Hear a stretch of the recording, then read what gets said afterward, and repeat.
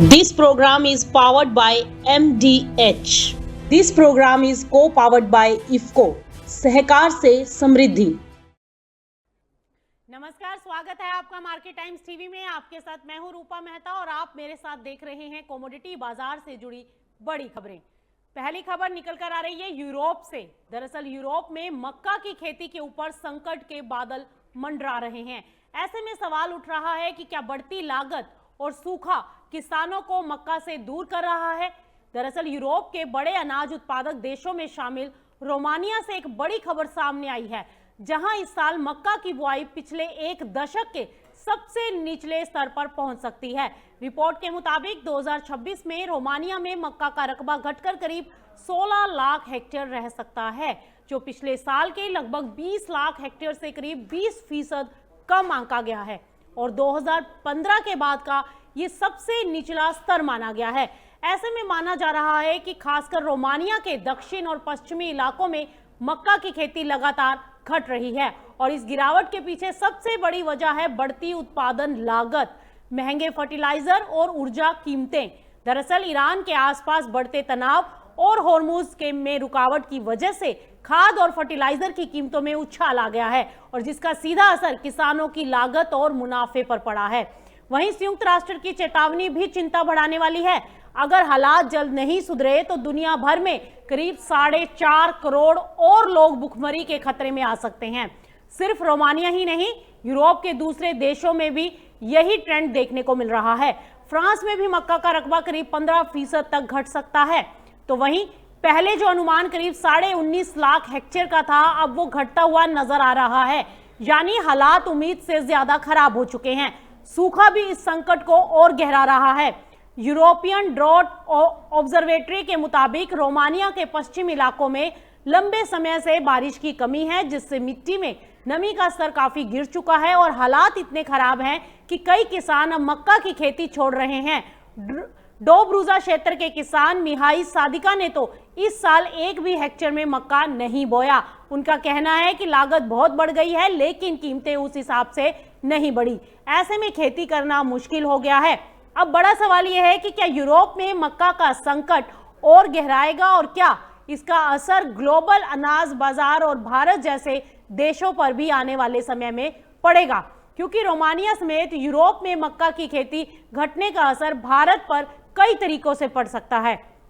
सबसे पहले वैश्विक स्तर पर सप्लाई कम होने से मक्का की कीमतों में तेजी आ सकती है और जिसका सीधा असर भारतीय बाजार पर दिखाई दे सकता है, क्योंकि भारत में मक्का का बड़ा उपयोग पोल्ट्री फीड में होता है। इसीलिए इसके महंगे होने से चिकन, अंडे और डेयरी उत्पादों की लागत बढ़ सकती है। तो वहीं ये स्थिति भारत के लिए एक अवसर भी बन सकती है, क्योंकि यूरोप में कमी होने पर भारत मक्का का एक्सपोर्ट उस साइड बढ़ा सकता है।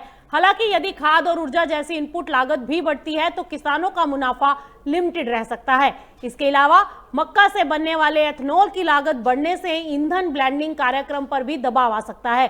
तो कुल मिलाकर ये स्थिति भारत में महंगाई का दबाव बढ़ा सकती है, लेकिन साथ ही किसानों और एक्सपोर्टर्स के लिए नए मौके भी पैदा कर सकती है। क्या मलेशिया का बड़ा फैसला पाम ऑयल की कीमतों में नई हलचल लाएगा और क्या इसका असर भारत की जेब पर भी पड़ेगा? दरअसल एशिया से एक ऐसी खबर सामने आई है जहां मलेशिया ने डीजल की कीमतों को कंट्रोल करने के लिए और ऊर्जा सुरक्षा को मजबूत करने के लिए एक बड़ा कदम उठाया है। मलेशिया जून 2026 में 15% पाम ऑयल मिक्स वाले बायोडीजल यानी B15 का उत्पादन शुरू करने जा रहा है। सरकार का ये कहना है कि ये फैसला बढ़ती वैश्विक तेल कीमतों और आयातित ईंधन पर डिपेंडेंसी को कम करने के लिए लिया गया है। फिलहाल मलेशिया में B10 यानी 10% ब्लेंड लागू है, लेकिन अब इसे बढ़ाकर 15% किया जाएगा और आगे इसे 20% से लेकर 50% तक ले जाने की पूरी तैयारी है। दरअसल 1 जून से देश के 19 प्लांट्स B15 बायोडीजल बनाना शुरू कर देंगे। हालांकि यह बदलाव धीरे धीरे लागू होगा। अब बड़ा सवाल इसका असर क्या होगा। जैसे जैसे बायोडीजल में पाम ऑयल की खपत बढ़ेगी, वैसे वैसे ग्लोबल मार्केट्स में पाम ऑयल की डिमांड बढ़ेगी और इसका सीधा असर भारत जैसे देशों पर पड़ेगा, क्योंकि भारत दुनिया का सबसे बड़ा पाम ऑयल आयातक है। अगर पाम ऑयल महंगा हुआ तो खाने के तेल की कीमतों में बढ़ोतरी हो सकती है, लेकिन दूसरी तरफ बायोफ्यूल सेक्टर को मजबूती मिल सकती है और एशियाई देशों में ऊर्जा आत्मनिर्भरता बढ़ेगी। यानी एक तरफ मलेशिया की रणनीति है तो दूसरी तरफ ग्लोबल बाजार में नई हलचल। अब नजर इस बात पर होगी कि क्या पाम ऑयल की कीमतों में तेजी आती है और भारत इस बदलते ट्रेंड को कैसे संभालेगा। क्या किसानों को अब मजबूरी में अपनी फसल सस्ते में बेचनी पड़ेगी या फिर एमएसपी का सपोर्ट देगा सही दाम। एक बड़ी राहत भरी खबर आई है केंद्र सरकार की तरफ से, जहां किसानों के हित में एक अहम फैसला लिया गया है। केंद्रीय कृषि मंत्री शिवराज सिंह चौहान ने महाराष्ट्र और कर्नाटक के किसानों के लिए एमएसपी पर खरीदी को लेकर बड़ा ऐलान कर दिया है। और सबसे पहले बात महाराष्ट्र की, यहां रबी सीजन 2025-26 के लिए चना खरीद की अधिकतम सीमा को बढ़ाकर 8,19,822 मीट्रिक टन कर दिया गया है। और इस फैसले से किसानों को करीब 4,816 करोड़ रुपए का एमएसपी भुगतान मिलेगा। इतना ही नहीं, चना खरीद की तारीख भी बढ़ा दी गई है। अब किसान 29 मई 2026 तक अपनी उपज बेच सकेंगे। वहीं अगर कर्नाटक की बात करें तो रबी 2026 सीजन के लिए पीएसएस यानी प्राइस सपोर्ट स्कीम के तहत 9,023 मीट्रिक टन सूरजमुखी की खरीद को मंजूरी दे दी गई है और इस पर करीब 69.66 करोड़ रुपए खर्च होंगे, जिससे किसानों को उनकी फसल का सही दाम मिलेगा। यानी कुल मिलाकर दोनों राज्यों के किसानों को 4,886 करोड़ रुपए से ज्यादा की राहत मिलने जा रही है। और सरकार का ये कदम उन किसानों के लिए राहत है जो बाजार में कम कीमत मिलने के डर से मजबूरी में अपनी फसल बेच देते थे। अब एमएसपी का मजबूत सपोर्ट होगा जो कि किसानों को देगा बेहतर दाम और बढ़ाएगा खेती में भरोसा। ऐसे में सरकार का कहना है कि किसानों को उनकी मेहनत का सही मूल्य मिले, इसके लिए खरीद प्रणाली को और मजबूत और पारदर्शी बनाया जा रहा है। तो ऐसे में क्या ये फैसला किसानों की आय बढ़ाने में गेम चेंजर साबित होगा, ये आने वाले समय में पता चलेगा। अब गन्ना किसानों के लिए उनकी कमाई अब और बढ़ने वाली है और उसको लेकर एक बड़ी खबर आ गई है। इस बार हो सकता है कि गन्ना किसानों को फसल का सही और लाभकारी दाम मिले, क्योंकि केंद्र सरकार ने गन्ना किसानों के लिए एक बड़ा और राहत भरा फैसला लिया है। 2026-27 सीजन के लिए गन्ने का उचित और लाभकारी मूल्य यानी एफआरपी 355 रुपए से बढ़ाकर 365 रुपए प्रति क्विंटल कर दिया गया है और यह दर 10.25% बेसिक रिकवरी रेट पर लागू होगी। लेकिन असली फायदा यही खत्म नहीं होता। अगर रिकवरी 10.25% से ज्यादा हुई तो हर 0.1% बढ़ोतरी पर 3 रुपए 56 पैसे प्रति क्विंटल अतिरिक्त भुगतान भी मिलेगा। यानी जितनी बेहतर क्वालिटी उतना ज्यादा मुनाफा। सरकार का दावा है कि ये एफआरपी किसानों की लागत का करीब 200% से ज्यादा है, जिससे उन्हें बेहतर मुनाफा मिल सकेगा। इतना ही नहीं, सरकार का ये अनुमान है कि इस फैसले से देश भर के गन्ना किसानों को 1 लाख करोड़ रुपए से ज्यादा का भुगतान हो सकता है। और सबसे अहम बात, चीनी मिलों के लिए अब यह अनिवार्य होगा कि वे किसानों से एफआरपी या उससे ज्यादा कीमत पर ही गन्ना खरीदें। यानी अब गन्ना किसानों को कम कीमत पर फसल बेचने की कोई मजबूरी नहीं होगी। और यह फैसला कृषि लागत एवं मूल्य आयोग यानी CACP की सिफारिशों के आधार पर लिया गया है, जिसका मकसद है किसानों को उनकी बेहतर मेहनत का सही दाम देना। तो क्या यह फैसला गन्ना किसानों की आय बढ़ाने में बड़ा गेम चेंजर साबित होगा, ये आने वाले समय में पता चलेगा। क्या कपास किसानों की बदलने वाली है किस्मत? क्या अब खेती से लेकर फैशन और एक्सपोर्ट तक मिलेगा सीधा फायदा? जी हाँ, केंद्र सरकार ने कपास किसानों के लिए एक बड़ा और दूरगामी फैसला लिया है। केंद्रीय कैबिनेट ने लॉन्च किया है कपास क्रांति मिशन, जिस पर खर्च होंगे 5,659 करोड़ रुपए और इसका फायदा मिलेगा देश के करीब 32 लाख किसानों को।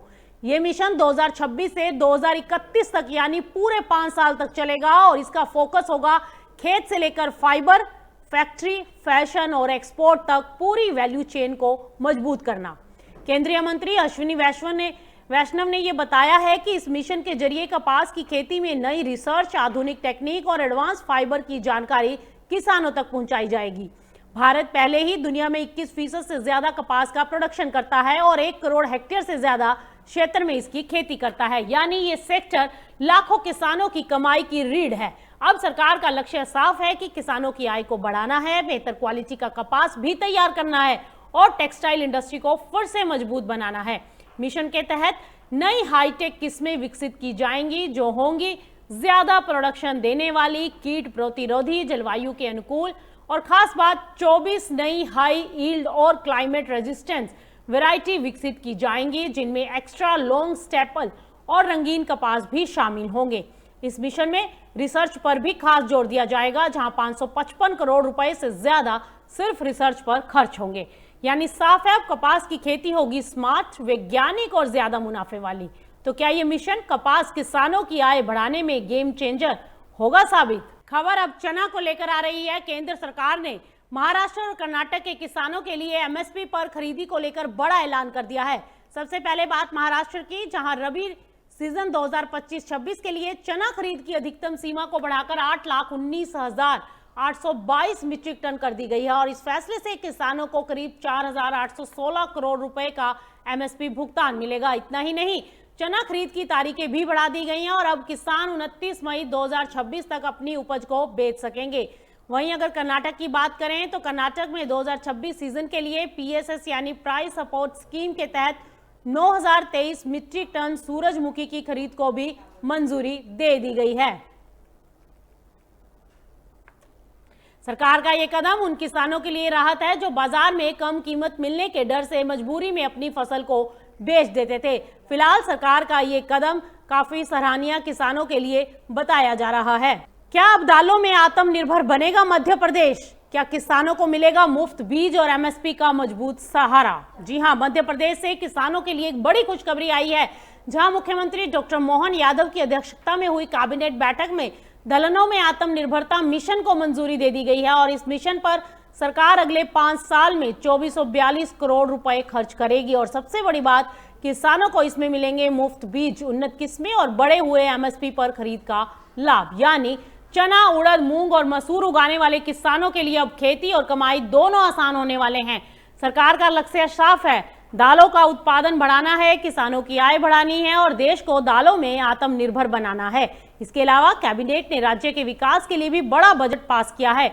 32,000 करोड़ रुपए सड़क और आवास जैसे इंफ्रास्ट्रक्चर के लिए, 2412 करोड़ रुपए आंगनवाड़ी और बाल संरक्षण मिशन के लिए, तो कुल मिलाकर 38,000 करोड़ से ज्यादा की योजनाओं को मंजूरी मिली है। सरकार ने व्यापारियों के लिए व्यापारी कल्याण बोर्ड बनाने का भी फैसला किया है।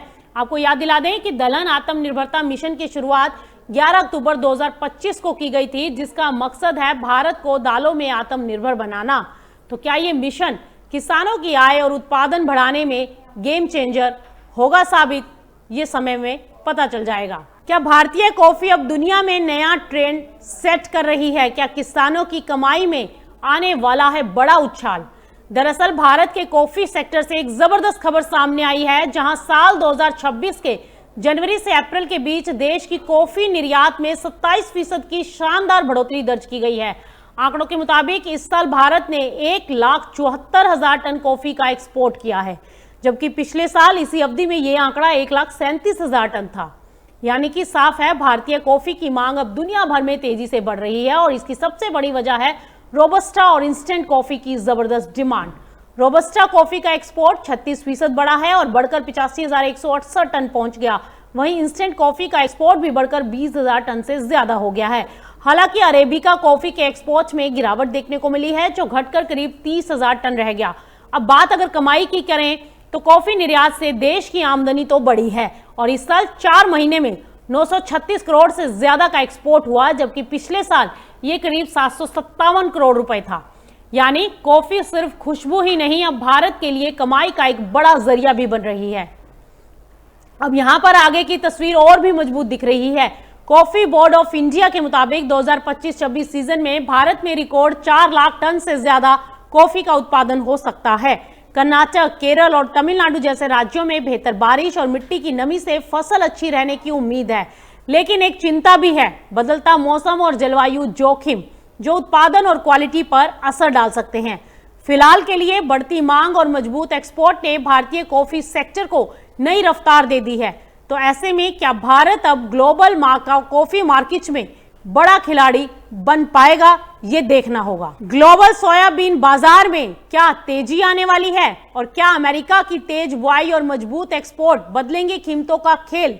दरअसल अमेरिका से सोयाबीन बाजार के लिए एक बड़ा अपडेट सामने आया है। NASS रिपोर्ट के मुताबिक 3 मई तक अमेरिका में 33% सोयाबीन की बुआई पूरी हो चुकी है और खास बात यह है कि यह आंकड़ा सामान्य औसत 23% से काफी ज्यादा है। यानी इस बार बुआई तेजी से बढ़ रही है और फसल की शुरुआती ग्रोथ भी मजबूत है। 13% फसल उगाव में, जबकि औसत सिर्फ 5% होता है। अब बात निर्यात की अगर करें तो मार्च के आंकड़ों के अनुसार 39,49,000 टन सोयाबीन एक्सपोर्ट हुआ है, पिछले साल से करीब 13% ज्यादा है। इतना ही नहीं, सोयाबीन मील एक्सपोर्ट भी रिकॉर्ड स्तर पर पहुंच गया है, 18,82,000 टन। और सोयाबीन तेल का एक्सपोर्ट भी मजबूत है, यानी कि साफ है, अमेरिका में सप्लाई भी तेज है और डिमांड भी काफी मजबूत है।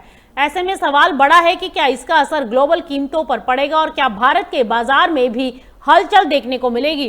फिलहाल अमेरिकी बाजार के ये संकेत आने वाले दिनों में सोयाबीन ट्रेड के लिए बेहद अहम माने जा रहे हैं। क्या कपास किसानों की आय बढ़ाने के लिए अब बड़ा कदम उठाया गया है? क्या खेती में आएगा टेक्नोलॉजी और रिसर्च का नया दौर? जी हां, केंद्र सरकार ने कपास किसानों के हित में एक और बड़ा फैसला लिया है। प्रधानमंत्री नरेंद्र मोदी की अध्यक्षता में केंद्रीय कैबिनेट ने कपास उत्पादकता मिशन को मंजूरी दे दी है। केंद्रीय कृषि मंत्री ने शिवराज सिंह चौहान ने इसे किसानों के लिए गेम चेंजर फैसला बताया है और इस मिशन का मकसद साफ है, कपास की पैदावार को बढ़ाना है, किसानों की आय में इजाफा करना है और देश के टेक्सटाइल सेक्टर को मजबूत करना है। दरअसल भारत पहले ही दुनिया में 21% से ज्यादा कपास का उत्पादन करता है और 1 करोड़ हेक्टेयर से ज्यादा क्षेत्र में इसकी खेती होती है, लेकिन बावजूद इसके कपास सेक्टर कई चुनौतियों से जूझ रहा है, जैसे कि कम उत्पादकता, बारिश पर निर्भर खेती, पिंक वॉलवॉर्म जैसे कीचों का खतरा, जलवायु परिवर्तन और मिट्टी की गिरती क्वालिटी। अब इस मिशन के जरिए किसानों को मिलेगा नई टेक्नोलॉजी, बेहतर खेती के तरीके, आधुनिक रिसर्च का फायदा, साथ ही कीचों का खतरा कम करने और फसल की क्वालिटी सुधारने पर भी फोकस होगा। इतना ही नहीं, कैबिनेट ने एससीओ देशों के साथ सुरक्षित कृषि व्यापार और पौधों की सुरक्षा से जुड़े समझौते को भी मंजूरी दे दी है, जिससे इंटरनेशनल सहयोग और मजबूत होगा। यानी कि साफ है, सरकार अब कपास सेक्टर को वैज्ञानिक और संगठित तरीके से बदलने की तैयारी में है।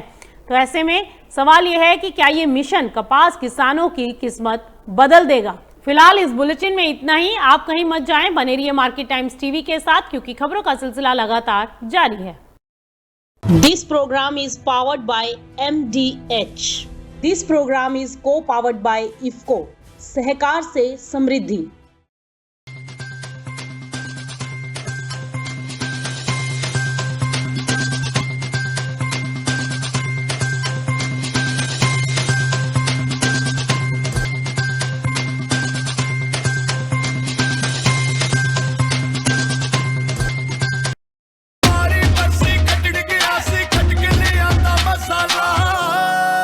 मसाला ओए, छोलिए दा या लोबिए दा, पंजाबी छोले दा या पिंडी चने दा।